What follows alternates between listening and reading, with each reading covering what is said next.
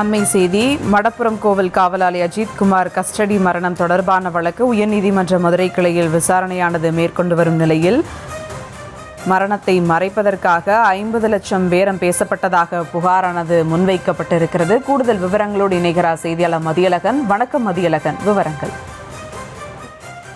அஜித்குமார் மரணம் தொடர்பான வழக்கு விசாரணையின் பொழுது வழக்கறிஞரும் மனித உரிமை ஆர்வலருமான ஹென்றி திபேன் ஒரு பகிரங்கமான குற்றச்சாட்டு ஒன்றை முன்வைத்திருக்கிறார். அதில் திமுகவை சேர்ந்த திருபுவனம் தேங்கை மாறன், அதாவது அவர்களுடைய மனைவி பேரூராட்சி தலைவராக இருக்கிறார், மகேந்திரன் திருபுவனம் திமுக செயலாளராக இருக்கிறார், மற்றும் காளீஸ்வரன் மானாமதுரை டிஎஸ்பி ஆகியோர் அஜித் இறந்த பின்பு அவரது குடும்பத்தினரிடம் பேரம் பேசி இருக்கின்றனர். அதாவது இந்த விவகாரத்தை பெரிதுபடுத்த வேண்டாம், அமைதியாக இருக்குமாறும் இதற்காக தாங்கள் 50 லட்சம் ரூபாய் வரை தருவதாக அஜித்குமாரினுடைய குடும்பத்தினிடம் பேரம் பேசியதாக ஹென்றி திபேன் ஒரு பகிரங்கமான ஒரு குற்றச்சாட்டு ஒன்றை முன்வைத்திருக்கிறார். மேலும் அஜித்குமார் விசாரணையின் பொழுது 2 முறைக்கு மேல் தப்பித்து ஓட முயற்சித்து கீழே விழுந்ததாகவும் அதனால் வலிப்பு நோய் ஏற்பட்டது என்றும் அவரை ஆம்புலன்ஸ் மூலம் சிவகங்கை அரசு மருத்துவமனைக்கு கொண்டு சென்றதாகவும், இதனையடுத்து மதுரை அரசு மருத்துவமனைக்கு, அதாவது சிவகங்கை அரசு மருத்துவமனை தொடர்ந்து மதுரை அரசு மருத்துவமனை கொண்டு சென்ற பொழுது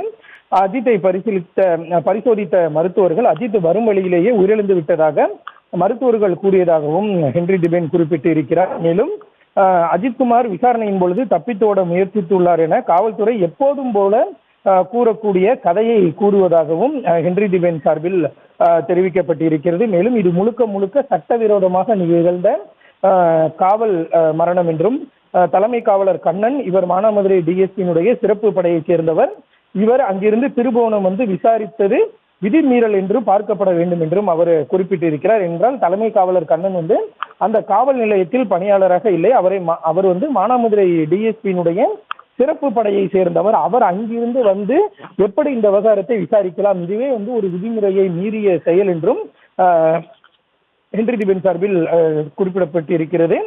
நகை திருட்டு புகார் கொடுக்கப்பட்ட பிறகு ஏன் போலீசார் வழக்கு பதிவு செய்யவில்லை என்றும் நீதிபதிகள் ஒரு கேள்வியை எழுப்பியிருக்கிறார்கள். தொடர்ந்து ஹென்றி திபேன் அதில்தான் வாதமானது முன்வைக்கப்பட்டு இருக்கிறது. அதாவது திருபுவனம் நீதித்துறை நடுவர், அதாவது மேஜிஸ்ட்ரேட் இந்த சம்பவம் தொடர்பாக விசாரணை நடத்தும் பொழுது அவரை சுற்றி காவல்துறையினர் சூழ்ந்திருக்கிறார்கள்.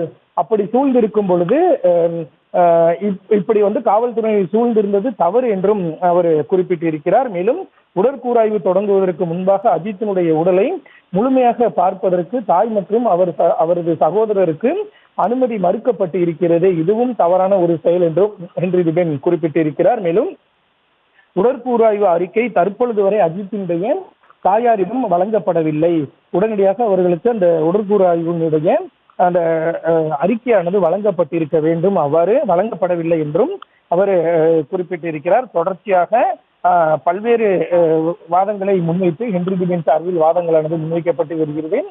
நீதிபதிகள் சார்பிலும் அவ்வப்பொழுது கேள்வியானது முன்வைக்கப்பட்டு வருகிறது. அதற்கு காவல்துறை தரப்பிலும் விளக்கம் அளிக்கப்பட்டிருக்கிறது. குறிப்பாக இந்த நகை திருட்டு சம்பந்தம் தொடர்பாக எப்பொழுது வழக்கு பதிவு செய்யப்பட்டது என்ற ஒரு கேள்வியை நீதிபதிகள் எழுப்பினர். அதற்கு பதிலளித்த அரசு தரப்பு வழக்கறிஞர் 28ஆம் தேதியே, அதாவது ஜூன் 28ஆம் தேதியே வழக்கு பதிவு செய்யப்பட்டதாக கூறினார்கள். அதற்கு எதிர்ப்பு தெரிவித்த ஹென்றி திபேனை பொறுத்தவரை அப்படி என்றால் தற்பொழுது வரை ஏன், அதாவது 28ஆம் தேதியே வழக்கு பதிவு செய்ததாக கூறப்படும் நிலையில் நேற்றுதான் அந்த எஃப்ஐஆர் ஆன்லைனில் பதிவேற்றம் செய்யப்பட்டிருப்பதாக குறிப்பிட்டார்.